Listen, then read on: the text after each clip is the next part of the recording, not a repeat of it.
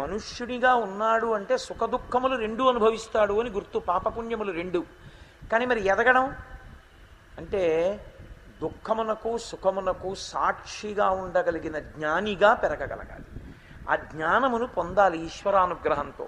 దానికి తొలిమెట్టు వైరాగ్యం. వాయువు చూడండి అలా వెళ్ళిపోతూ మల్లె పువ్వులు మించెడుతుంది. ఇప్పుడు మల్లె పువ్వుల యొక్క సంస్పర్శ చేత అబ్బా సువాసన అంటారు, అలా అని పొంగిపోదు, గాలి వెళ్ళిపోతుంది.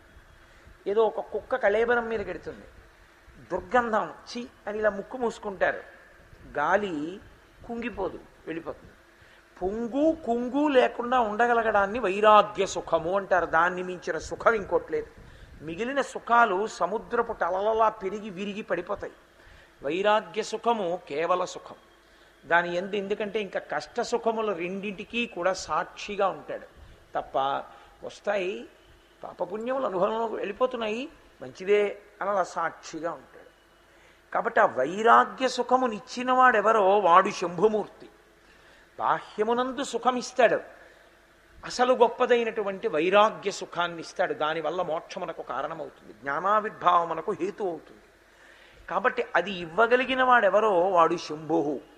శంభుసేవనం. శంభుమూర్తి అంటే వేరెవరో కాదు, విశ్వేశ్వరుడు విశ్వనాథుడే శంభుమూర్తి. కాబట్టి ఈ నాలుగు ఉన్నాయే, ఇవి అసారమైనటువంటి సంసారమునందు అత్యంత సారవంతములు. ఏవేవి? కాశ్యాం వాస, కాశీపట్టణంలో ఉండడం, సతాం సంగో, సత్పురుషులతో కలిసి ఉండడం ప్రయత్నపూర్వకంగా. ఎందుకంటే మీరు ఒకటి గుర్తుపెట్టుకోవాలి, అసలు సత్పురుషుడు అన్నవాడికి ఉండే మొదటి లక్షణం ఏమిటో తెలుసా అండి? సంగమునకు దూరంగా ఉంటాడు. ఎందుచేత అంటే ఆయనకి అదంత పెద్ద ఇష్టం కాదు. లోకంలో మీరు ఎప్పుడైనా గమనించారో లేదో, మనిషి మనసుకి ఆలంబనం కావాలి.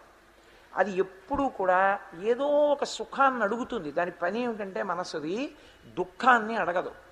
నాకు ఇంజక్షన్ చేస్తే బాగుండు, నా కాల్లో ముళ్ళు గుచ్చుకుంటే బాగుండు, నా పంచె మేకి పట్టుకుని చిరిగిపోతే బాగుండు, అలా ఏం అడగదు. అది ఇంకో పంచె వస్తే బాగుండు, నా కాల్లో ఎప్పుడూ ముళ్ళు దిక్కుండా ఉంటే బాగుండు, నా ఒంటి మీద ఒక్క మచ్చ పడకుండా ఉంటే బాగుండు అంటుంది. అలా ఎప్పుడూ సుఖాలు కోరుకునేటటువంటి మనసుకి అత్యంత తేలికగా సుఖాన్ని కొనుక్కునే మార్గం ఏమిటో తెలుసా అండి? పావలాకాసు ఖర్చు లేకుండా భగవంతుడిచ్చిన విభూతిని వాడుకుని సుఖాన్ని అనుభవించడం అంటే పక్కవాడిని పిలిచి మాట్లాడడమే. పక్కవాడికి ఇదే కావాలి.